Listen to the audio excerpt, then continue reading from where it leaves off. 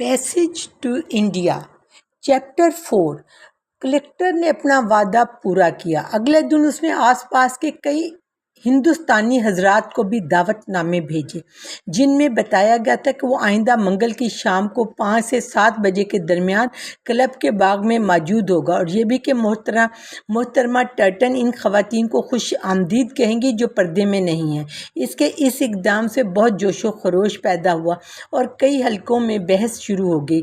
ये LG के हुक्म की वजह से है। महमूद अली ने वजाहत की, टर्टन ये कभी ना करता अगर इस पर मजबूर ना होता। वो बड़े अहदेदार मुख्तलिफ होते हैं, वो हमदर्दी रखते हैं। वाइसराय ने हमदर्दी रखता है, वो चाहते हैं हमारे साथ सही तरीके से पेश आया जाए, मगर बहुत कम लोग आते हैं और बहुत ज़्यादा दूर रहते हैं। दूर से हमदर्दी करना आसान होता है। एक बूढ़े शख्स ने जो दाढ़ी रखे हुए था उसने कहा, मुझे मीठे अल्फाज की ज़्यादा कदर है जो मेरे कान के करीब बोला जाए। मिसेस टर्टन ने बात की है, ख्वाह किसी वजह से भी उसने बात की, हमने सुनी है। मैं नहीं समझता कि हमें इस पर मज़ीद बहस करनी चाहिए। फिर कुरान की आयत पेश की गई। हम सब आप जैसे शीरी मिजाज और इल्म नहीं रखते नवाब बहादुर, एक शख्स ने कहा। लेफ्टिनेंट गवर्नर शायद मेरा अच्छा दोस्त हो, मगर मैं इसको कोई मुश्किल काम नहीं देता। कैसे हैं नवाब बहादुर? बिल्कुल ठीक हूँ। सर गिलबर्ट आप कैसे हैं? और बात ख़त्म हो जाती है। मगर मैं मिस्टर टर्टन के लिए कांटा बन सकता हूँ, और अगर मुझे दावत देता है तो मैं इसे कबूल करता हूँ। मैं ख़ास तौर पर दिलकशा से आऊँगा, हालांकि मुझे अपने दूसरे तमाम कामों को मुलतवी करना पड़ेगा। आप इस तरह तो आप खुद को सस्ता बना लेंगे, अचानक एक छोटे से आम आदमी ने कहा। ये बात सुनकर सबने नापसंदीदगी फैल गई कि ये बदतमीज शख्स कौन है जो ज़िले के सबसे बड़े मुसलमान ज़िम्मेदार पर तनकीद कर रहा है। महमूद अली हालांकि उसकी राय से मुत्तफिक था, मगर उसने फिर भी मुखालफत नहीं की। मिस्टर रामचंद, उसने अपनी कमर पर हाथ रखते हुए सख्ती से आगे बढ़कर कहा। मिस्टर महमूद अली, नवाब बहादुर खुद फैसला कर सकते हैं क्या सस्ता है और क्या महंगा है और क्या नहीं। हमें इसका अंदाज़ा लगाने की कतन कोई ज़रूरत नहीं। मुझे नहीं लगता कि मैं खुद को सस्ता बना रहा हूँ, नवाब बहादुर ने मिस्टर रामचंद से नहायत खुश मिजाजी से कहा, क्योंकि वो जानता था कि वो शख्स बदतमीज़ था। वो इससे इसके नताइज से बचाना चाहता था। इसके जहन में जवाब भी आया था, मुझे उम्मीद है कि मैं खुद को सस्ता नहीं बनाऊंगा, मगर उसने उसे कम शाइस्ता मुतबादल के तौर पर मुस्तरद कर दिया। दावतनामा बहुत इज्जत के साथ दिया गया, ये कहते हुए अपने खूबसूरत पोते को जो उसके साथ था अपनी गाड़ी लेने के लिए भेजा। जब गाड़ी आई तो उसने वही बातें दोबारा की, मगर ज़रा तफसील के साथ, और आखिर में कहा, तो फिर मंगल को जब मुझे उम्मीद है हम क्लब के बाग में मुलाकात करेंगे। नवाब बहादुर की राय बहुत अहमियत रखती थी। वो एक बड़ा ज़िम्मेदार था, एक खैराती शख्स, एक नेक दिल और फैसला करने वाला इंसान। सूबे के तमाम तबकात में उसकी शोहरत बहुत अच्छी थी। वो सच्चा दुश्मन और एक पक्का दोस्त था। उसकी मेहमान नवाजी भी मशहूर थी। दुनिया कर्ज न देना, मरने के बाद कौन आपका शुक्रिया अदा करेगा, ये इसका पसंदीदा जुमला था। वो अमीर होकर मरना ज़िल्लत समझता था।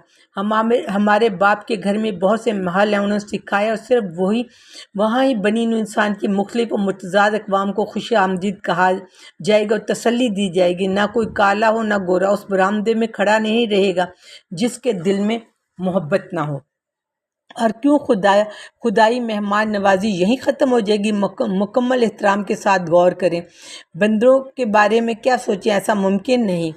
क्या बंदों के लिए भी आपका कोई महल है? बूढ़े मिस्टर ग्रीसफोर्ड ने कहा, नहीं, मगर नौजवान मिस्टर सोलिड जो निस्बतन जदीद ख्यालात रखते थे, उन्होंने कहा, ऐसी कोई वजह नज़र नहीं आती।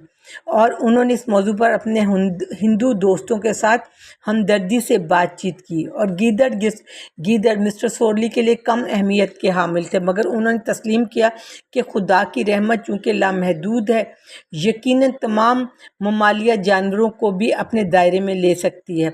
और जब भेड़ों की बात आई तो बेचैन हो गया, फ़ौरन मौजू बदलने की कोशिश करने लगा। और माल्टे, कैक्टस, क्रिस्टल और कीचड़ और बैक्टीरिया जो मिस्टर सूरली के अंदर मौजूद हैं, एक सवालिया निशान बन गया। नहीं, ये तो हद से बढ़ जाना है। हमें किसी न किसी को अपनी महफिल से निकालना ही होगा, वरना हमारे पास बाकी कुछ नहीं बचेगा। चैप्टर 5। बुर्ज पार्टी कामयाब नहीं रही। कम अज़ कम वो ऐसी पार्टी नहीं थी जैसी मिसिज मोर और मिस कोस्टेड ने کامیاب سمجھا تھا، وہ وقت سے پہلے پہنچ گئی تھی کیونکہ یہ پارٹی ان کی عزت افزائی کے لیے منعقد کی گئی تھی، لیکن زیادہ تر ہندوستانی مہمان ان سے بھی پہلے پہنچ چکے تھے اور ٹینس کے میدان کے دور دراز کنارے پر خاموش کھڑے تھے، کچھ بھی نہیں کر رہے تھے۔ ابھی 5 بجے ہیں، مسز ٹرٹن نے کہا، میرے شوہر ابھی اپنے دفتر سے آ جائیں گے اور سب کچھ شروع کریں گے، مجھے بالکل نہیں پتا ہمیں کیا کرنا ہے، یہ پہلی بار ہے کہ ہم نے کلب میں ایسی پارٹی دی ہے۔ مسٹر ہیسلپ، جب میں مر جاؤں گی تو کیا تم ایسی پارٹیاں دو گے؟ یہ تو پرانے طرز کے بڑے صاحب کو قبر میں بھی بے چین کر دینے کے لیے کافی ہے۔ رونی نے احترام سے ہنستے ہوئے کہا، تم نے کوئی دلکش چیز نہیں چاہی تھی اور ہم نے وہی فراہم کی ہے۔ اس نے مس کوسٹڈ اڈیلا کوسٹڈ سے کہا، آرین بھائی کو ٹوپی اور سپارٹس میں دیکھ کر آپ کو کیسا لگا؟ نہ تو اس کی ماں نے اور نہ ہی مس کوسٹڈ نے کوئی جواب دیا، وہ دونوں اداسی سے ٹینس کے میدان کو دیکھ رہی تھیں۔ یہ منظر دلکش نہیں تھا۔ مشرق اپنی صدیوں پرانی عظمت کو چھوڑتے ہوئے ایسی وادی کی طرف جا رہا تھا جس کے دوسرے کنارے کو کوئی نہیں دیکھ سکتا تھا۔ سب سے اہم بات یہ یاد رکھنے کے لیے کہ یہاں موجود کوئی بھی شخص اہمیت نہیں رکھتا، جو لوگ اہم ہیں وہ آتے ہی نہیں۔ کیا یہ ٹھیک نہیں ہے مسز ٹرٹن؟ بالکل ٹھیک ہے، بڑی خاتون نے پیچھے کی طرف جھکتے ہوئے کہا۔ وہ اپنی توانائی بچا کے رکھنا چاہتی تھی، جیسا کہ وہ کہہ رہی تھی، نہ تو اس دن کے لیے، نہ ہفتے کے لیے، بلکہ کسی غیر یقینی مستقبل کے موقع کے لیے جب کوئی بڑا افسر آ سکتا تھا، ان کی سماجی طاقت کو جان سکتا تھا۔ ان کی زیادہ تر عوامی تقاریب پر اس احتیاط کا اثر نظر آتا تھا۔ مسز ٹرٹن کی توثیق حاصل کرنے کے بعد رونی نے بات جاری رکھی، پڑھے لکھے ہندوستانی ہماری کسی کام کے نہیں ہوں گے، اگر کوئی جھگڑا ہو جائے انہیں خوش کرنا بالکل فائدہ مند نہیں ہے، اس لیے وہ کوئی اہمیت نہیں رکھتے۔ زیادہ تر لوگ جنہیں تم دیکھ رہے ہو دل میں بغاوت رکھتے ہیں اور باقی چلاتے ہوئے بھاگ جائیں گے۔ کاشتکار وہ تو ایک الگ بات ہے، پٹھان اگر تم پسند کرتے ہو واقعی مرد ہیں، لیکن یہ کبھی بھی نہیں سوچتے کہ یہ ہندوستان ہے۔ اس نے عدالت کے اس پار کی سیاہ لکیر کی طرف اشارہ کیا، اور یہاں وہاں کوئی چشمہ چمک رہا تھا یا کوئی جوتا کھسک رہا تھا جسے وہ جانتے ہیں انہیں حقیر سمجھا جا رہا ہے۔ یورپی لباس ایک جزام کی طرح ان پر پھیل چکا تھا، چند نے مکمل طور پر اسے قبول کیا تھا مگر کوئی بھی پوری طرح اس سے محفوظ نہیں تھا۔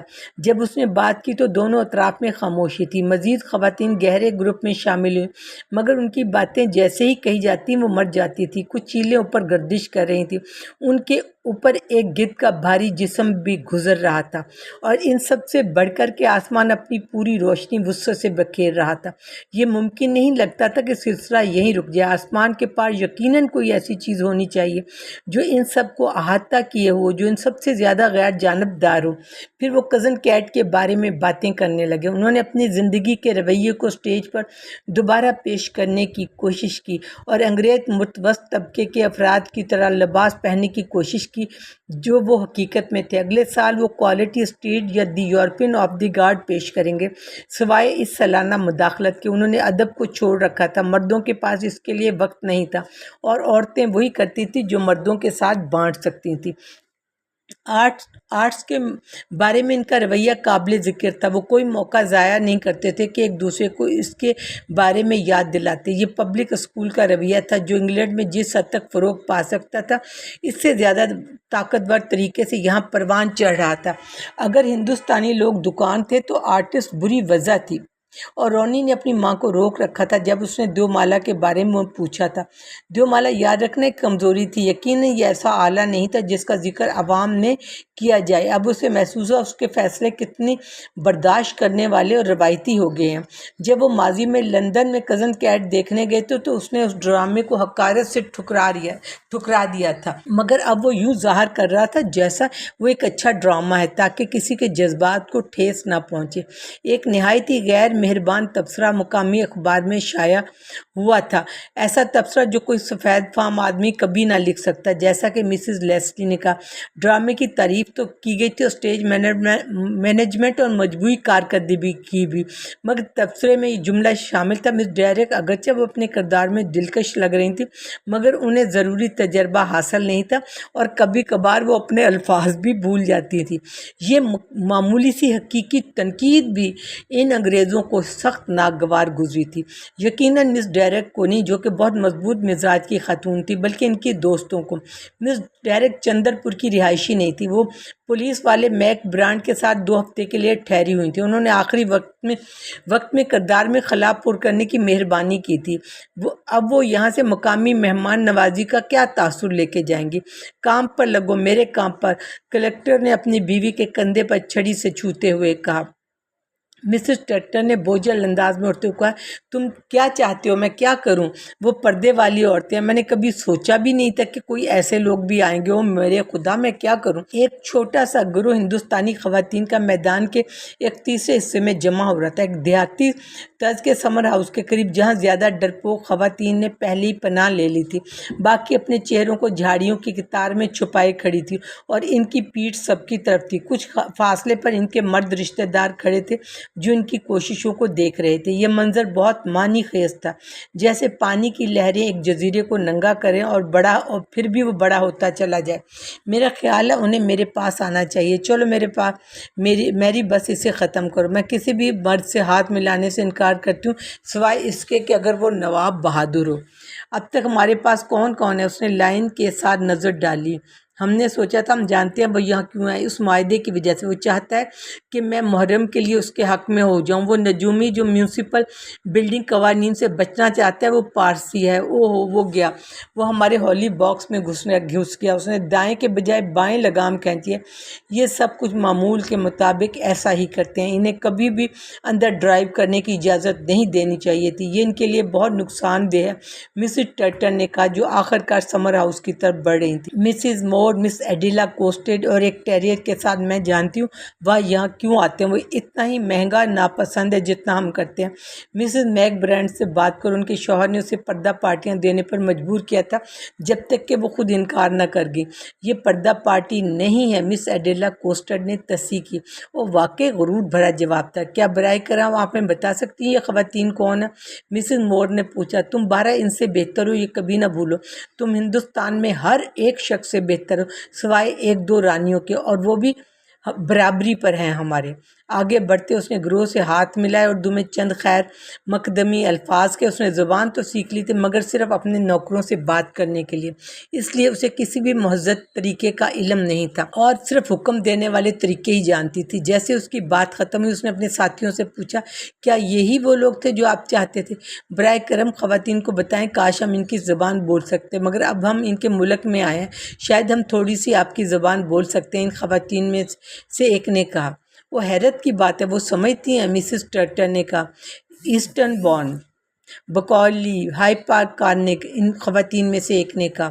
ہاں، یہ انگریزی بولتی ہیں مگر ہم بات کر سکتے ہیں، یہ کتنا خوشگوار ہے، اڈیلا نے خوشی سے کہا۔ اس کا چہرہ خوشی سے چمکنے لگا اور روشن ہو گیا۔ وہ پیرس کو بھی جانتی ہے، ایک تماشائی نے پکار کر کہا۔ وہ راستے میں پیرس سے گزرتی ہے، یقیناً، مسٹر ٹرٹن نے کہا، جیسے وہ ہجرت کرنے والے پرندوں کی نقل و حرکت بیان کر رہی ہے۔ جب اس نے معلوم کیا کہ ان میں سے کچھ مغربی رنگ ڈھنگ اختیار کیے ہیں، اس کا رویہ مزید سرد ہو گیا، کیونکہ شاید وہ بھی اپنے معیار پر تب بھی لاگو نہیں کر سکتی تھی۔ یہ چھوٹی خاتون، یہ میری بیوی ہے، محترمہ بھٹاچاریہ، دیکھنے والے نے وضاحت کی۔ یہ لمبی خاتون، یہ میری بہن ہے، یہ محترمہ داس ہے۔ چھوٹی اور لمبی خواتین دونوں نے اپنی ساڑیاں درست کی اور مسکرائیں۔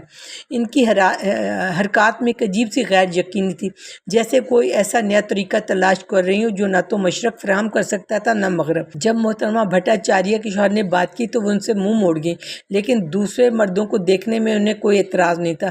در حقیقت سبھی خواتین غیر یقینی تھی، کبھی سہمی، کبھی بحال، کبھی کھلکھلاتی، کبھی معذور یا مایوسی کے چھوٹے چھوٹے اشارے کرتی۔ جو کچھ بھی کہا جا سکتا تھا، باری باری ٹیریئر کو پیار کرتی یا اس سے دور ہٹتی جاتی۔ محترمہ کوسٹیڈ کے سامنے اب وہ موقع تھا جس میں اس کی خواہش تھی کہ دوستانہ ہندوستانی خواتین اس کے سامنے موجود تھیں۔ انہوں نے ان سے بات چیت پر آمادہ کرنے کی کوشش کی، لیکن وہ ناکام رہی۔ وہ ان کی شائستگی کی بازگو دیوار کے خلاف بے سود کوشش کرتی رہی۔ جو کچھ بھی کہتی ان کے جواب میں انکار کی سرگوشیاں سنائی دیتی، جو اس وقت تشویش میں بدل جاتی جب وہ اپنی جیب سے رومال گرا دیتی۔ اس نے کچھ نہ کرنے کی کوشش کی تاکہ دیکھے کہ اس سے کیا حاصل ہوتا۔ انہوں نے بھی کچھ نہیں کیا۔ محترمہ مور بھی اسی طرح ناکام رہی۔ محترمہ ٹنٹن نے غیر دلچسپی سے انتظار کیا، وہ جانتی تھی یہ سب شروع سے ہی بے خوفی تھی۔ جب وہ وہاں سے رخصت ہوئی تو محترمہ مور نے ایک جذبے کے تحت محترمہ بھٹاچاریہ سے کہا، جن کا چہرہ انہیں پسند آیا تھا، کیا آپ اجازت دیں گی ہم کبھی آپ سے ملنے آئیں؟ کب اس نے خوش دلی سے جواب دیا، جب بھی آپ کے لیے آسان ہو، تمام دن آسان ہے، جمعرات یقیناً ضرور، ہمیں بہت خوشی ہوگی، یہ واقعی خوشی کی بات ہے۔ وقت کے بارے میں کیا خیال ہے؟ تمام وقت آسان ہے، برائے کرم ہمیں بتائیں آپ کو کون سا وقت زیادہ پسند ہے۔ ہم آپ کے ملک میں اجنبی، ہم نہیں جانتے کہ آپ کے ہاں مہمان کب آتے ہیں، محترمہ ایڈیلا کوسٹیڈ نے کہا۔ محترمہ بھٹاچاریہ کو بھی شاید یہ علم نہیں تھا، ان کے اشارے یہی ظاہر کرتے تھے، وہ جانتی تھی کہ جمعراتیں شروع ہونے کے بعد سے انگریزی خواتین میں سے ایک دن انہیں ملنے آئیں گی، وہ ہمیشہ گھر پر ہی رہتی ہیں، ہر چیز انہیں خوش کرتی ہے، کوئی بات انہیں حیران نہیں کرتی۔ ان مزید کہا، آج ہم کلکتہ جا رہے ہیں۔ واقعی؟ ایڈیل نے کہا، پہلے اس بات کا مطلب نہ سمجھے، پھر وہ چلائے، لیکن آپ جا رہے ہیں تو ہم آپ کو یہاں نہیں پائیں گے۔ محترمہ بھٹاچاریہ نے اس بات کی تردید نہیں کی، مگر اس کے شوہر نے فاصلے سے آواز دی، ہاں آپ جمعرات کو ہمارے یہاں ضرور آئیے، لیکن آپ تو کلکتہ ہوں گے۔ نہیں ہم وہاں نہیں ہوں گے۔ انہیں جلدی سے بیگم سے بنگالی میں کچھ کہا، ہم آپ کو جمعرات کو انتظار کریں گے۔ جمعرات؟ عورت نے دوہرایا، آپ نے کہیں ہماری وجہ سے اپنی روانگی مؤخر تو نہیں کرتی؟ محترمہ مور نے نہایت حیرت سے پوچھا، نہیں بالکل نہیں، ہم ایسے لوگ نہیں، ہنستے بولے، مجھے یقین ہے آپ نے ایسا کیا۔ برائے کرم یہ بات مجھے پریشان کر رہی ہے۔ اب ہر کوئی ہنس رہا تھا، مگر ان کے ہنسنے میں یہ تاثر نہیں تھا کہ انہوں نے کوئی غلطی کی ہے۔ ایک بے ترتیب بات چیت شروع ہوئی، جس کے دوران محترمہ ٹنٹن ہنستے ہوئے پیچھے ہٹ گئی۔ نتیجہ یہ نکلا کہ وہ لوگ جمعرات کو آئیں گے، لیکن صبح سویرے تک کہ محترمہ بھٹاچاریہ کے منصوبے زیادہ سے زیادہ برباد نہ ہوں۔ محترم بھٹاچاریہ، ان کے شوہر ان کے لیے اپنی بگی بھیجیں گے، خادمین کے ساتھ جو انہیں راستہ بتائیں گے۔ کیا انہیں معلوم تھا وہ کہاں رہتی ہیں؟ ہاں بالکل، انہیں سب کچھ معلوم تھا۔ وہ دوبارہ ہنس پڑے۔ جب وہ رخصت ہوئے، تعریفوں اور مسکراہٹوں کی بچھاڑ کے درمیان تین خواتین جو اب تک استقبالیہ میں حصہ نہ لے سکتی تھی، یکدم سائیکل کی ہوئے پرندے کی طرح چھپر سے نکلی اور انہیں جھک کر سلام کیا۔ اس دوران کلکٹر اپنے دورے پر گیا ہوا تھا، وہ خوشگوار باتیں کرتا، چند مزاحیہ باتیں کرتا جنہیں زور و شور سے سراہا جاتا، لیکن وہ تقریباً ہر ایک مہمان کے خلاف کچھ نہ کچھ جانتا تھا، اس لیے وہ بہت رسمی تھا۔ جب وہ دھوکہ نہ دیتے تو بھنگ، عورتیں یا بدتر چیزوں کی بات ہوتی ہے، حتیٰ کہ جو قابل قبول تھا وہ اس سے بھی کچھ حاصل کرنے کی کوشش نہ کرتے۔ حمید اللہ کو بھی یہی لگا کہ کلکٹر نے اچھا کام کیا، لیکن محمود علی جیسے دوسرے لوگ بہت مایوس تھے۔ وہ پختہ یقین رکھتے تھے کہ ٹنٹن کے اس اعلیٰ افسران نے پارٹی دینے پر مجبور کیا۔ وہ پورا وقت بے بس غصے میں جل رہا تھا، اور انہوں نے کچھ ایسے لوگوں کو بھی متاثر کیا جو معاملے کو زیادہ صحت مند نظریے سے دیکھنے کے قابل تھے۔ مگر پھر بھی محمود علی کو خوشی کہ وہ آیا وہ دلچسپ ہے، خاص طور جب انہیں کم ہی کھولا جاتا ہے۔ اسے انگریزی کلب کے رسوم و رواج کا مشاہدہ کرنا اور اس کے بعد اپنے دوستوں کے سامنے مزاحیہ انداز میں بیان کرنا پسند آئے گا۔ مسٹر ٹنٹن کے بعد وہ افسر جس نے فرائض سب سے بہتر انجام دیے وہ تھے مسٹر فیلڈنگ، جو چھوٹے سے سرکاری کالج کے پرنسپل تھے۔ وہ ضلع کے بارے میں زیادہ نہیں جانتے تھے، اور نہ ہی یہاں کے باشندوں کے خلاف ان کے کوئی تعصبات تھے، اس لیے وہ کم مایوسانہ ذہنیت میں تھے۔ وہ صحت مند و خوش مزاج تھے اور ادھر ادھر ہنسی مذاق کرتے رہے۔ کئی غلطیاں کی جنہیں ان کے شاگردوں کے والدین سے چھپانے کی کوشش کرتے، کیونکہ وہ اپنے شاگردوں میں بہت مقبول تھے۔ جب ریفریشمنٹ کا وقت آیا تو وہ انگریزی حصے کی طرف واپس نہیں گئے، بلکہ چنے کھانے کی کوشش میں اپنا منہ جلا بیٹھے۔ وہ ہر کسی سے بات بھی کرتے اور کچھ کھا بھی لیتے۔ بہت ساری اجنبی چیزوں کے درمیان انہوں نے جانا کہ انگلینڈ سے آئی ہوئی دو نئی خواتین نے بہت اچھی کارکردگی دکھائی ہے، اور ان کی محترمہ بھٹاچاریہ کی مہمان بننے کی خواہش نے نہ صرف انہیں بلکہ تمام ہندوستانیوں کو خوش کر دیا تھا جو اس بات سے آگاہ تھے۔ یہ بات بھی مسٹر فیلڈنگ کو بہت پسند آئی۔ وہ ان دو نئی خواتین کو تقریباً نہیں جانتے تھے، مگر انہوں نے فیصلہ کیا کہ وہ انہیں بتائیں گے کہ ان کی دوستی کی خواہش ہے کہ لوگوں کو کتنی خوشی ہوگی۔ انہوں نے ان میں سے کم عمر والی کو اکیلا پایا۔ وہ کیکٹس کے باڑ میں ایک درز کے ذریعے دور کے مارا بار پہاڑوں کو دیکھ رہی تھی، جو غروب آفتاب کے وقت عادت کے مطابق قریب آ گئے تھے۔ اگر غروب آفتاب تھوڑی دیر اور جاری رہتا تو وہ شہر تک پہنچ جاتے، مگر یہ جلدی تھی کیونکہ یہ علاقہ گرم خطے میں تھا۔ انہوں نے اسے معلومات دی، پھر وہ اس قدر خوشی، اتنی دل سے شکریہ ادا کیا۔ انہوں نے اسے اور دوسری خاتون کو چائے پر مدعو کر لیا۔ مجھے واقعی خوشی ہوگی، مسز مور بھی آنا چاہیں گی، مجھے یقین ہے۔ میں تو جیسے ایک ہوں گی، آپ جانتے ہی ہیں، یہاں رہنے کے لیے سب سے بہترین چیز ہے۔ اپنے کام کی وجہ سے اور دیگر مصروفیات کی وجہ سے میں زیادہ کلب نہیں جاتا۔ مجھے معلوم ہے ہم کبھی نیچے نہیں اترتے۔ میں آپ کو ہندوستانیوں کے ساتھ وقت گزارنے پر رشک کرتا ہوں۔ کیا آپ ایک دو لوگوں سے ملنا پسند کریں گی؟ بہت زیادہ، یہی وہی ہے جس کی مجھے تلاش ہے۔ آج کی پارٹی نے مجھے غصہ دلایا، اداس کر دیا۔ مجھے لگتا ہے میرے ہم وطن یہاں پاگل ہو گئے ہیں۔ بھلا مہمانوں کو بلانا اور ان کے ساتھ مناسب برتاؤ نہ کرنا۔ آپ مسٹر ٹرٹن، شاید مسٹر مک برائنڈ ہی وہ لوگ ہیں جنہوں نے کوئی شائستگی دکھائی ہے۔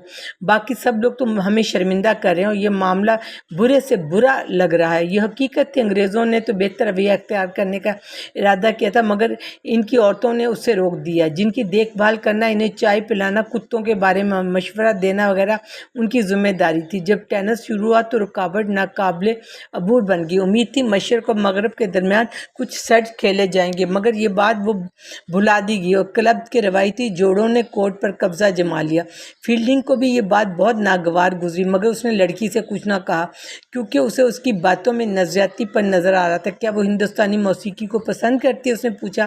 کالج میں ایک بوڑھا پروفیسر بھی ہے جو گاتا ہے۔ یہی تو ہے جو ہم سننا چاہتے ہیں۔ کیا آپ ڈاکٹر عزیز کو جانتے ہیں؟ میں ان کے بارے میں سب کچھ جانتا ہوں۔ میں انہیں نہیں جانتا ہوں، مگر کیا آپ چاہیں کہ میں انہیں بھی بلا لوں؟ مسز مور کہتی ہیں وہ بہت اچھے ہیں۔ ٹھیک ہے مس فوسٹر، کیا جمعرات آپ کے لیے مناسب ہوگی؟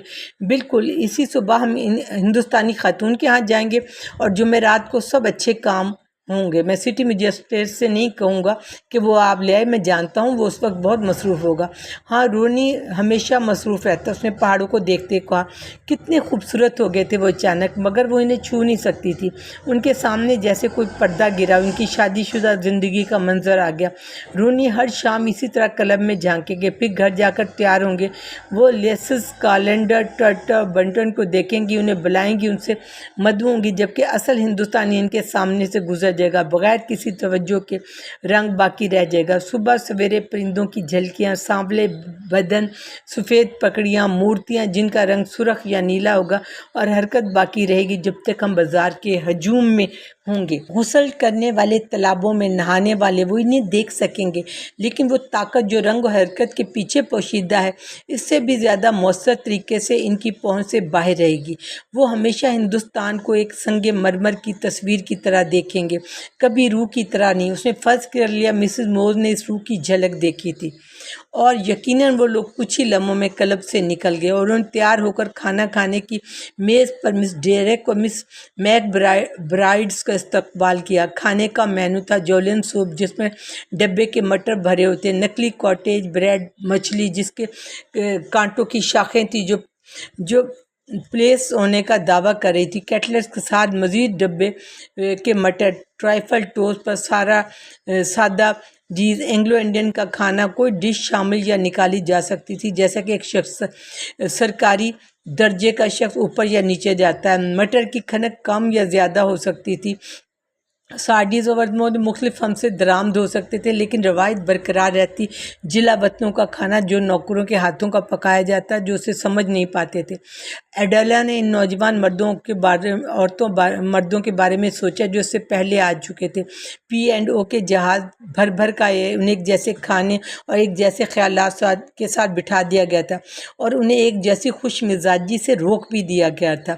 جب تک کہ وہ تصدیق شدہ موضوعات تک محدود نہ رہیں، وہ دوسروں کو روکنے لگی۔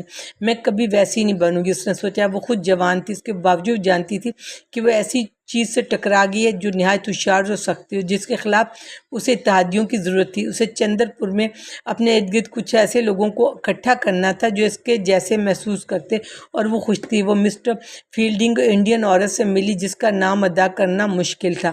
یہاں کم از کم ایک مرکز موجود تھا۔ اگلے 2 دنوں میں بہتر طور پر معلوم ہو جائے گا کہ وہ وہاں کہاں کھڑی ہے۔ مس ڈیریک دور دراز ریاست کی مہارانی کے ساتھ ہم سفر تھی۔ وہ خوش مزاج اور ہنسی مذاق کرنے والی تھی، سب کو اپنی باتوں سے ہنسا رہی تھی جو اس نے کی تھی، کیونکہ اس نے محسوس کیا کہ وہ اس کی مستحق ہے، اس لیے مہارانی نے اسے جانے کی اجازت دی تھی۔ اب وہ مہاراجہ کی موٹر کار بھی لینا چاہتی تھی۔ وہ دہلی میں ایک چیمبر کانفرنس میں گئی۔ اس نے ان کے واپس ٹرین سے آنے پر جنکشن پر چوری کرنے کا ایک بڑا اسے چوری کرنے کا بڑا منصوبہ بنایا تو بج پارٹی کے بارے میں بہت مذاق خیز تھی۔ در حقیقت وہ پورے جزیرہ نما کو ایک مزاحیہ اوپرا سمجھتی تھی۔ اگر کوئی ان لوگوں کے مذاق خیز پہلو کو نہ دیکھ سکے تو وہ تباہ ہو جائے گا۔ مس ڈیرک نے مس میک برائن، وہی نرس تھی جو بار بار کہتی رہی، او نینسی کتنی زبردست بات ہے، اور نینسی کتنی مزاحیہ بات ہے، کاش میں بھی چیزوں کو اس طرح دیکھ سکتی۔ مسٹر میک برائڈ زیادہ بات نہیں کرتے تھے، وہ اچھے لگتے تھے۔ جب مہمان چلے گئے اور اڈیلا سونے کے لیے چلی گئی تو ماں بیٹے کے درمیان ایک اور بات ہوئی، اسے مشورے مدد کی ضرورت تھی، حالانکہ وہ دخل اندازی پر ناراض بھی تھا۔ کیا اڈیلا آپ سے زیادہ بات کرتی؟ اس نے آغاز کیا۔ میں کام میں اتنا مصروف ہوں، میں اس نے اتنا دیکھ نہیں پاتا جتنی امید تھی، لیکن امید ہے کہ وہ یہاں آرام دہ محسوس کر رہی ہوگی۔ اڈیلا اور میں زیادہ تر ہندوستان کے بارے میں بات کرتے ہیں عزیز، کیونکہ تم نے ذکر کیا، تم بالکل ٹھیک کہہ رہے ہو، تم اس کے ساتھ اکیلے زیادہ وقت گزارنا چاہیے، پھر لوگ باتیں کریں گے۔ خیر انہیں کبھی تو باتیں کرنی ہوں گی، انہیں باتیں کرنے دو، لوگ یہاں بہت عجیب ہیں اور یہ جگہ گھر جیسی نہیں ہے، ہر وقت تمہارا سامنا ان کے نظروں کے سامنے ہوتا ہے، جیسا کہ بڑے صاحب نے تمہیں پہلے ہی مثال سمجھا دیا تھا۔ ایک چھوٹی سی مثال لے لو، جب اڈیلا کلب کے احاطے کی حد پر چلی گئی اور فیلڈنگ اس کے پیچھے گیا، میں نے دیکھا مسز کیلنڈر نے اسے نوٹ کیا۔ وہ سب کچھ دیکھتے ہیں جب تک کہ وہ مکمل طور پر یقین نہ کر لیں کہ تم ان کی طرح ہو۔ مجھے نہیں لگتا کہ اڈیلا کبھی بھی ان کی طرح ہو سکے گی، وہ بہت زیادہ منفرد ہے، مجھے معلوم ہے، یہ اس کے بارے میں سب سے زیادہ قابل ذکر بات ہے، اس نے سوچتے ہوئے کہا۔ مسز مور نے اسے قدرے مضحکہ خیز سمجھا۔ لندن کی نجی زندگی کی عادت کے مطابق وہ یہ سمجھنے سے قاصر تھی کہ بظاہر اتنا پراسرار ہندوستان اصل میں نجی زندگی سے بالکل محروم ہے، اور اسی وجہ سے یہاں کے آداب اور روایات کو زیادہ اہمیت دی جاتی ہے۔ مجھے امید ہے اس کے دل میں کوئی بات نہیں، اس نے آگے کہا۔ اس سے پوچھو، خود پوچھو میرے پیارے لڑکے، شاید اس نے گرمی کے بارے میں کچھ کہانیاں سن رکھی ہوں، لیکن یقیناً میں اسے اپریل میں پہاڑوں کی طرف بھیجوں گا۔ میں ایسا شوہر نہیں بنوں گا جو اپنی بیویوں کو میدانوں میں جلنے کے لیے رکھے، اور یہ موسم کی وجہ سے نہیں ہوگا۔ ہندوستان میں موسم کے علاوہ کچھ نہیں ہے میری پیاری ماں، یہ ساری بات کا آغاز اور اختتام ہے۔ ہاں، جیسا کہ مسٹر میک برائڈ کہہ رہے تھے، لیکن زیادہ تر اینگلو انڈین خود ہی ہیں جو ایڈیلا کے ساتھ پر ثواب روڑ سکتے ہیں۔ وہ سمجھتی ہے کہ وہ ہندوستانیوں کے ساتھ اچھا برتاؤ نہیں کرتے۔ میں نے تمہیں کیا کہا تھا؟ اس نے اپنی نرم آواز کو چھوڑتے ہوئے کہا۔ میں نے پچھلے ہفتے ہی جان لیا تھا، یہ عورتوں جیسا ہی ہوتا ہے، وہ ضمنی مسئلے پر زیادہ فکر مند ہوتی ہیں۔ وہ اپنی حیرت میں ایڈیلا کو بھول گئی۔ ضمنی مسئلہ اس نے دہرایا، یہ کیسے ہو سکتا ہے؟ یہاں ہم خوش اخلاقی دکھانے کے لیے نہیں آئے۔ تمہارا کیا مطلب ہے؟ جو میں کہہ رہا ہوں وہی ہے کہ ہم انصاف کرنے اور امن قائم رکھنے کے لیے آئے ہیں۔ یہی میرے خیالات ہیں۔ ہندوستان کوئی ڈرائنگ روم نہیں ہے، تمہارے خیالات کسی دیوتا جیسے ہیں ماں، اس نے سکون سے کہا، لیکن اسے اس کے خیالات سے زیادہ ان کا انداز پریشان کر رہا تھا۔ اپنا غصہ کم کرنے کی کوشش کرتے ہوئے کہا، ہندوستانی دیوتاؤں کو پسند کرتا ہے، انگریز دیوتا بننے کا بہانہ پسند کرتے ہیں، ان سب کا کوئی فائدہ نہیں، ہم یہیں رہیں گے، اس ملک کو ہمیں برداشت کرنا پڑے گا، چاہے وہ دیوتا ہوں یا نہ ہوں۔ دیکھو، وہ کچھ دکھ کے ساتھ بولا، تم اور ایڈیلا چاہتے ہو میں کیا کروں؟ کیا میں اپنی کلاس کے خلاف جاؤں، ان لوگوں کے خلاف جو میں یہاں احترام اور عزت پسند کرتا ہوں؟ کیا میں اپنی طاقت کھو دوں جو میرے پاس اس ملک میں بھلائی کرنے کے لیے ہے، کیونکہ میرا رویہ خوشگوار نہیں؟ تم دونوں میں سے کوئی بھی میری بات نہیں سمجھتا، ورنہ تم مجھ سے ایسی فضول بحث نہیں کرتے۔ مجھے اچھی طرح پتہ ہے کہ مجھے کیسا برتاؤ کرنا ہے۔ یہ اڈیلا اور تم دونوں کا رویہ حد سے زیادہ حساس ہے۔ میں نے تم دونوں کو آج کلب میں دیکھا تھا، جب بڑا صاحب نے تمہیں خوش کرنے کے لیے اتنی محنت کی۔ میں یہاں کام کرنے کے لیے ہوں۔ دیکھو، اس بدحال ملک کو صرف طاقت کے ذریعے ہی قابو میں رکھا جا سکتا ہے۔ میں کوئی مشینری نہیں ہوں، نہ کوئی لیبر پارٹی کا کارکن ہوں، نہ ہی کوئی مہم ہمدردانہ اور ادبی آدمی ہوں۔ میں صرف اپنی حکومت کا ایک ملازم ہوں۔ یہ وہ پیشہ ہے جس کا انتخاب تم نے خود میرے لیے کیا تھا، اور بس اتنا ہی ہے کہ ہم ہندوستان میں خوش اخلاقی دکھانے کے لیے نہیں آتے، اور ہمارا ایسا کوئی ارادہ بھی نہیں ہے۔ ہمارے پاس کرنے کے لیے بہت زیادہ کام ہے۔ بول رہا تھا، ہر روز وہ عدالت میں محنت سے کام کرتا تھا تاکہ یہ فیصلہ کیا جائے کہ وہ جھوٹے بیانات میں سے کون سا کم جھوٹا ہے۔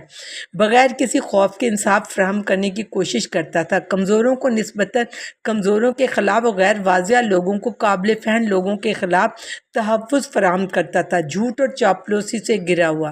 اس صبح اس نے ایک ریلوے کلرک کو زائرین کے ٹکٹوں کے زیادہ پیسے لینے کے جرم میں سزا سنائی تھی اور ایک پٹھان کو عصمت دری کی کوشش کے جرم میں۔ اسے اس کے لیے کوئی شکر گزاری یا پہچان کی امید نہیں تھی۔ وہ دونوں کلرک اور پٹھان شاید اپیل کر سکتے تھے اور اپنے گواہوں کو زیادہ مؤثر طریقے سے رشوت بھی دے سکتے تھے اور اپنے فیصلوں کو منسوخ بھی کروا سکتے تھے۔ یہ اس کا فرض تھا، لیکن وہ اپنے لوگوں سے ہمدردی کی توقع کرتا تھا اور نئے آنے والوں کے علاوہ اسے یہ بھی تھا، وہ سمجھتا تھا جب دن کا کام ختم ہو جاتا ہے تو وہ اپنے برابر کے لوگوں کے ساتھ ٹینس کھیلنا چاہتا ہے یا لمبی کرسی پر اپنے پاؤں آرام سے رکھنا چاہتا ہے، تو اس وقت برج پارٹیز کے بارے میں فکر مند ہونا مناسب نہیں ہوتا۔ وہ جوش و خروش کے ساتھ بات کر رہا تھا۔ وہ ہندوستان اور اس کی ماں کو یہ بات سمجھ آ گئی تھی، لیکن اس کے دل میں تھوڑا میں بحث کرنے والی ہوں، در حقیقت حکم دینے والی ہوں۔ اس نے اپنی دھیمی آواز میں کہا، انگریز یہاں خوش اخلاق ہونے کے لیے آئے ہیں، یہ تم کیسے کہہ سکتی ہو ماں؟ اس نے دوبارہ نرمی سے بات کرتے ہوئے پوچھا، کیونکہ وہ اپنی چڑچڑاہٹ پر اب خود شرمندگی محسوس کر رہا تھا۔ کیونکہ ہندوستان زمین کا حصہ ہے، خدا نے ہمیں زمین پر رکھا ہے تاکہ ہم ایک دوسرے کے ساتھ خوش اخلاقی سے پیش آئیں۔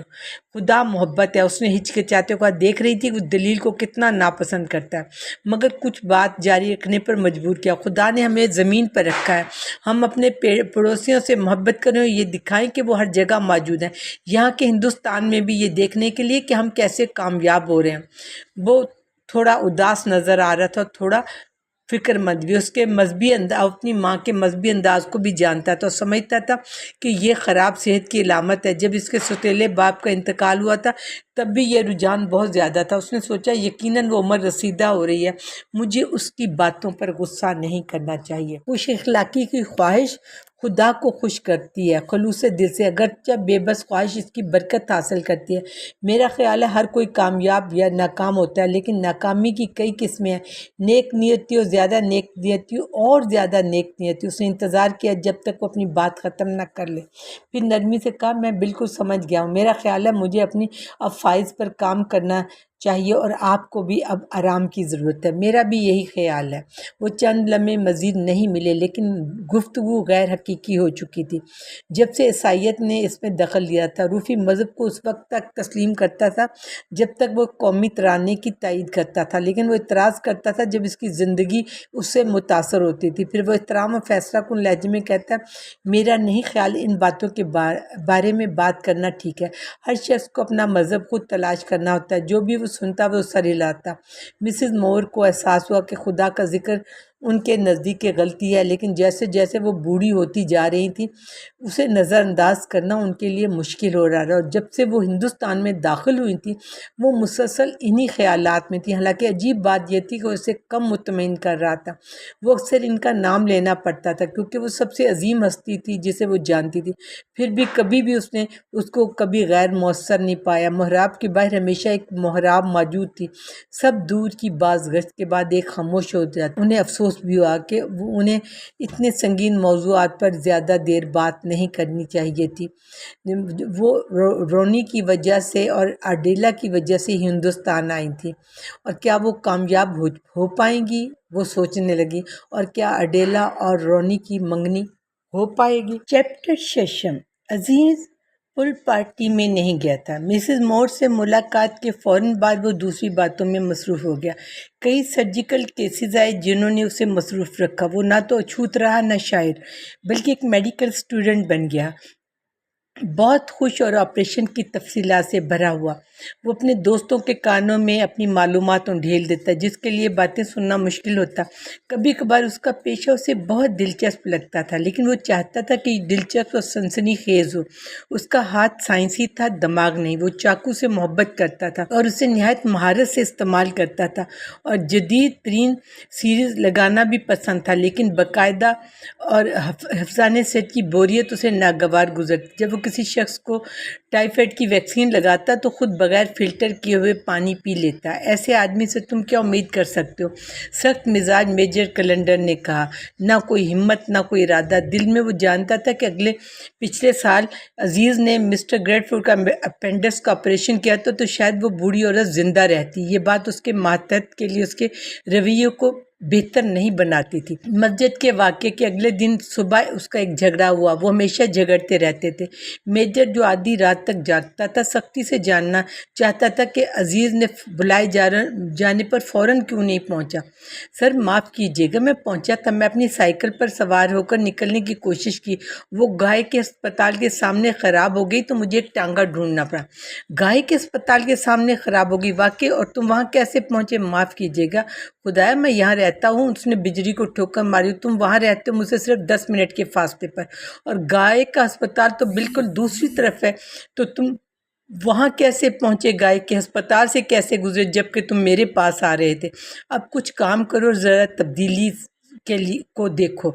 वो गुस्से से चलते हुए चला गया और बगैर सुने जो उज़र अजीज़ ने पेश किया उसने उसे बिल्कुल लिफ्ट नहीं कराई। वो बिल्कुल ठीक था। गाय का अस्पताल हमीदुल्ला के घर और मेजर के घर के दरमियान सीधी लाइन में था, तो कुदरती तौर पर अजीज़ उसी रास्ते से गुजरा था। मेजर कभी नहीं समझ सकता था कि पढ़े लिखे हिंदुस्तानी एक दूसरे से मुसलसल मिलते जुलते रहते हैं, और चाहे कितनी मुश्किल में क्यों ना हो एक नया समाजी ढांचा तश्कील देने की कोशिश कर रहे होते हैं। ज़ात पात या कोई ऐसी चीज़ उन्हें नहीं रोकती। वो सिर्फ ये जानता था कि कोई भी उसे कभी सच नहीं बताता। वो हालांकि 20 साल से इसी मुल्क में रह रहा है। अजीज़ ने उसे जाते हुए दिलचस्पी से देखा। जब उसका मूड अच्छा था तो उसे अंग्रेज़ एक मजाक का खेज चीज़ लगते। वो इन्हें गलत समझने में मदद लेता, मगर ये दिल और सांप की एक किस्म की तफरी थी। कोई हादसा या वक्त गुजर जाता उसे तबाह कर सकता था। ये उस बुनियादी खुशी से अलग था जो वो उन लोगों के साथ महसूस करता था जिन पर वो भरोसा करता था। उसे एक नापसंदीदा तशबीह याद आई जो उसके ख्याल में मिसेस कैलेंडर के मुतल्लिक थी। ये बाद में महमूद अली को ज़रूर बताऊंगा, उसे बहुत हंसी आएगी, उसने सोचा। फिर वो अपने काम में मशगूल हो गया। वो काबिल और नागुज़ीर था। उसे मालूम था जब अपनी पेशा वराना सलाहियतों को इस्तेमाल कर रहा तो तशबीहात उनके जहन से निकल जाती हैं। इन खुशगवार और मसरूफ़ वक्त में उसने बस इतना ही सुना कि कलेक्टर एक पार्टी दे रहा है और नवाब बहादुर का कहना था सबको वहाँ जाना चाहिए। उसका साथी डॉक्टर पन्ना लाल उस दावत के ख्याल से बेहद खुश था और इसरार कर रहा था कि वो दोनों उसकी नई टमटम में एक साथ जाएं। ये इंतज़ाम दोनों के लिए फ़ायदा मंद था। अजीज़ को साइकिल की ज़िल्लत या किराए पर लेने की परेशानी से बचत हो जाती, जबकि डॉक्टर पन्ना लाल जो डरपोक और उम्र रसीदा था किसी ऐसे शख्स को हासिल कर लेता जो उसके घोड़े को ठीक तरह से चला सकता। वो खुद भी घोड़ा चला सकता था मगर सिर्फ बामुश्किल, और इसे मोटर क्लब के मैदान में मोड़ने से डर लगता था कि कहीं कोई हादसा न हो जाए। उसने शाइस्तगी से कहा, मगर कम से कम वहाँ महफूज पहुँच जाएंगे, चाहे वापसी ना हो। ज़्यादा मंतकी अंदाज में, मेरा ख्याल में ये अच्छा तासर देगा कि 2 डॉक्टर एक ही वक्त में पहुँचें। लेकिन जब वक्त आया तो अजीज़ के दिल में शदीद बेजारी पैदा हुई। उसने पक्का इरादा कर लिया कि वो नहीं जाएगा। एक तो वजह ये थी कि हालिया ख़त्म शुदा काम के अरसे ने उसे आज़ाद और तंदुरुस्त कर दिया था। दूसरी वजह यह है कि उस दिन उसकी बीवी की वफ़ात की बरसी का दिन था। उसकी बीवी उस वक्त फौत हुई थी जब अजीज़ को उससे मोहब्बत होने लगी थी। उसे शुरू में उससे मोहब्बत नहीं थी। वो मगरबी एहसास से मुतासर होकर वो एक ऐसी औरत से शादी करने को नापसंद करता था जिसे उसने कभी देखा भी नहीं था। इसके अलावा जब उसने पहली बार उसे देखा तो वो उसकी तवक्कुआत पर पूरी नहीं उतरी थी, और उसका पहला बच्चा महज जिस्मानी तकाजे के तहत पैदा हुआ था। तब्दीली बच्चे की पैदाइश के बाद शुरू हुई। वो उसकी मोहब्बत, उसकी वफादारी से बहुत मुतासर हुआ जो महज अताश से बढ़कर कुछ थी। उसकी कोशिशें जो वो अपने आप को तालीम देने के लिए करती थी ताकि वो पर्दे का ख़ात्मा शायद अगली नस्ल में आएगा उसके लिए तैयार हो सके, मगर ज़हीन थी। उसकी पुरानी वजह की शाइस्तगी उसे मुतासर करती थी। आहिस्ता आहिस्ता वो ये एहसास खो बैठा कि उसके रिश्तेदारों ने उसके लिए कोई गलत इंतखाब किया था। इसी लज़्ज़त अगर वो होती भी तो एक साल में मध्यम पड़ जाती। उसके बदले में उसे कुछ और मिला था जो उसके साथ रहने के साथ बढ़ता रहा। वो एक बेटे की माँ बनी। जब उसे दूसरा बेटा दिया तो वो मर गई। तब अजीज़ को एहसास हुआ कि उसने क्या खो दिया। कोई भी औरत उसकी जगह नहीं ले सकती थी। एक दोस्त उसके ज़्यादा करीब हो सकता था बजाय किसी दूसरी औरत के। वो जा चुकी थी, उस जैसा कोई नहीं था। वो क्या थी और क्या चीज़ उसको मुनफरद बनाती थी सिवाय उसकी मोहब्बत के? वो अपने आप को बहलाता, कभी कभार उसे भूल भी जाता, मगर कभी कभार उसे महसूस होता कि उसने उसकी दुनिया की सारी خوبصورتی اور خوشی جنت میں بھیج دیا۔ وہ خودکشی کے بارے میں بھی سوچتا، کیا وہ قبر کے اس پار اس سے ملے گا؟ کیا ایسا کوئی مقام ہے جہاں اس کی اپنی بیوی سے ملاقات ہو؟ حالانکہ وہ مذہبی تھا مگر اسے کچھ معلوم نہیں تھا۔ خدا کی وحدانیت بلا شبہ ثابت تھی اور بے شک اعلان شدہ بھی، مگر دیگر تمام پہلوؤں میں عام عیسائی کی طرح متذبذب تھا۔ اس کا عقیدہ آخرت میں کبھی امید کی صورت میں مدھم پڑ جاتا، کبھی غائب ہو جاتا اور کبھی دوبارہ ظاہر ہو جاتا۔ یہ سب کچھ ایک جملے یا دل کی 12 دھڑکنوں کے اندر ہوتا۔ یہ ایسا اس کے خون کے ذرات گویا فیصلہ کرتے وہ کون سا نظریہ اپنائے اور کتنے عرصے تک۔ اس کی تمام رائے ایسی ہی تھی، کچھ بھی مستقل نہ رہتا، کچھ بھی ایسا نہیں تھا جو واپس نہ آتا۔ یہ گردش مسلسل تھی اور اسے جوان رکھتی تھی۔ وہ اپنی بیوی کا زیادہ خلوص سے سوگ اس لیے مناتا تھا کیونکہ وہ اسے بہت کم یاد کرتا تھا۔ ڈاکٹر لال کو یہ بتانا آسان تھا کہ وہ پارٹی کے بارے میں اپنا ارادہ بدل چکا ہے، مگر آخری لمحے تک اسے معلوم نہیں تھا کہ اس کا ارادہ بدل چکا ہے۔ اس کا ارادہ نہیں بدلا بلکہ خود ہی وہ بدل گیا۔ ایک ناقابل شکست نفرت نے اسے گھیر لیا۔ مسز کیلنڈر، مسز لیسلی نہیں، وہ انہیں اپنے غم کی حالت میں برداشت نہیں کر سکتا تھا۔ وہ لوگ اس کا درد کیسے سمجھیں گے؟ کیونکہ وہ برطانوی عورت کو عجیب قسم کی بصیرت کا مالک سمجھتا تھا۔ وہ دوسروں کو اذیت دینے میں خوشی محسوس کرتی ہیں۔ وہ اپنے شوہروں کا اس کا مذاق اڑاتے ہوئے سنائیں گی۔ جب اسے تیار ہونا چاہیے، وہ پوسٹ آفس میں کھڑا اپنے بچوں کے نام ایک تار لکھ رہا تھا۔ جب وہ واپس پہنچا تو ڈاکٹر لال اسے لینے آیا، لیکن اب وہ آگے جا چکا تھا۔ خیر اسے جانے دو، یہ کی فطرت کی سنگینی کے مطابق تھا۔ عزیز کے اپنے لیے وہ مردہ محبوب سے باتیں کرے گا۔ اس نے دراز کھولا اور اپنی بیوی کی تصویر نکالی۔ اس نے اسے غور سے دیکھا، اس کی آنکھوں سے آنسو بہہ نکلے۔ اس نے سوچا میں کتنا بدقسمت ہوں، کیونکہ وہ واقعی بے حد اداس تھا اور جلد ہی اسے خود ترسی میں مبتلا ہو گیا۔ وہ اپنی بیوی کو یاد کرنا چاہتا تھا مگر کر نہیں پا رہا تھا۔ وہ ان لوگوں کو یاد کر سکتا تھا جن سے وہ محبت نہیں کرتا تھا۔ وہ لوگ ہمیشہ اس کے ذہن میں اتنے واضح ہوتے، مگر جتنا وہ اس تصویر کو دیکھتا اتنا ہی اسے کم نظر آتا۔ تب وہ اس کی گرفت سے نکل چکی تھی جب اسے قبر میں دفن کیا گیا تھا۔ اسے معلوم تھا وہ اس کے ہاتھوں اور نظروں سے دور ہو جائے گی، مگر اس نے سوچا وہ اس کے ذہن میں زندہ رہ سکے گی۔ وہ سمجھ نہیں سکا کہ حقیقت میں ہم نے محبت کیا۔ اس کی غیر حقیقت پسندی بڑھ جاتی اور جتنا زیادہ مجھ سے شدت سے وہ ہلاتا اتنا زیادہ اس کا تصور دور ہوتا۔ ایک بھورے رنگ کے گتے کا ٹکڑا، 3 بچے، یہی اس کی بیوی سے باقی بچا تھا۔ یہ ناقابل برداشت تھا۔ اس نے دوبارہ سوچا میں کتنا بدقسمت ہوں، لیکن کچھ دیر بعد اسے کچھ سکون محسوس ہوا۔ اس نے ایک لمحے کے لیے وہ مہلک ہوا سانس میں لی جو مشرقیوں اور سب انسانوں کو گھیرے ہوئے۔ وہ جلدی پیچھے ہٹ گیا کیونکہ وہ ابھی جوان تھا۔ کبھی نہیں میں اس سے نہیں نکل پاؤں گا۔ اس نے اپنے آپ سے کہا یقیناً میری زندگی ناکام ہے اور میرے بچوں کی پرورش بھی غلط ہوگی۔ چونکہ یہ بات یقینی تھی اس نے اس سے بچنے کی کوشش کی اور وہ نوٹس دیکھنے لگا جو اس نے ہسپتال میں ایک کیس کے متعلق بنائے تھے۔ شاید کس دن وہ کوئی امیر آدمی اس خاص آپریشن کی ضرورت محسوس کرے اور وہ اس سے بڑی رقم حاصل کر سکے۔ چونکہ وہ نوٹس اپنی جگہ پر دلچسپ تھا، اس نے تصویر کو دوبارہ تالا لگا دیا۔ اسی لمحے کا خاتمہ ہو چکا تھا۔ وہ اب اپنی بیوی کے بارے میں نہیں سوچ رہا تھا۔ چائے پینے کے بعد اس کی طبیعت کچھ بہتر ہو گئی تو وہ حمید اللہ سے ملنے چلا گیا۔ حمید اللہ پارٹی میں گیا تھا مگر اس کا گھوڑا نہیں، تو عزیز نے اسے ادھار لے لیا، ساتھ ہی اس کے دوست کی سواریاں پہننے والی پتلون اور پولو کا ڈنڈا بھی۔ پھر وہ میدان کی طرف گیا۔ وہ جگہ خالی تھی سوائے ان کناروں پر جہاں کچھ بازار کے لڑکے تربیت کر رہے تھے۔ وہ کسی چیز کو درست کی تربیت کر رہے تھے، شاید وہ خود بھی نہیں جانتے تھے، مگر یہ لفظ ہوا میں پھیل چکا تھا۔ وہ لڑکے دوڑ رہے تھے، کمزور اور ٹیڑھی ٹانگوں والے۔ مقامی جسمانی صحت بہت ہی خراب تھی۔ ان کے چہروں پر عزم کے بجائے عزم حاصل کرنے کی خواہش کی جھلک زیادہ نمایاں تھی۔ مہاراجا سلام، انہوں نے مذاق میں آواز لگائی۔ وہ لڑکے رک گئے، ہنسنے لگے۔ انہوں نے اسے مشورہ دیا کہ وہ اتنی محنت نہ کرے۔ انہوں نے وعدہ کیا کہ وہ ایسا نہیں کریں گے، لیکن وہ دوڑتے رہے۔ عزیز میدان کے درمیان جا کر گیند کو مارنے لگا۔ وہ خود نہیں کھیل سکتا تھا مگر اس کا گھوڑا کھیل سکتا تھا۔ وہ تمام انسانی تناؤ سے آزاد ہو کر کھیلنے میں مگن ہو گیا۔ وہ میدان کی بھوری پلیٹ پر گھوڑے کے ساتھ دوڑتا رہا۔ ہوا اس کی پیشانی پر لگ رہی تھی اور گھرے ہوئے درخت اس کی آنکھوں کو سکون دے رہے تھے۔ گیند اچانک ایک غیر متوقع صفائی کی طرف جا گری۔ وہ خود بھی مشق کر رہا تھا۔ اس نے گیند واپس عزیز کی طرف پھینکے اور کہا دوبارہ بھیج دو۔ ٹھیک ہے۔ نیا آنے والا جانتا تھا اسے کیا کرنا ہے، مگر اس کا گھوڑا نہیں جانتا تھا۔ دونوں کی طاقتیں برابر تھی۔ گیند پر توجہ مرکوز کیے وہ دونوں ایک دوسرے سے بے تکلف ہو گئے۔ جب وہ رکے تو ایک دوسرے کی طرف مسکرا کر دیکھ رہے تھے۔ عزیز کو فوجی لوگ پسند تھے۔ وہ یا تو آپ کو قبول کرتے تھے یا آپ پر غصہ کرتے تھے، جو کہ شہری لوگوں کی بلند مزاجی سے کہیں بہتر تھا۔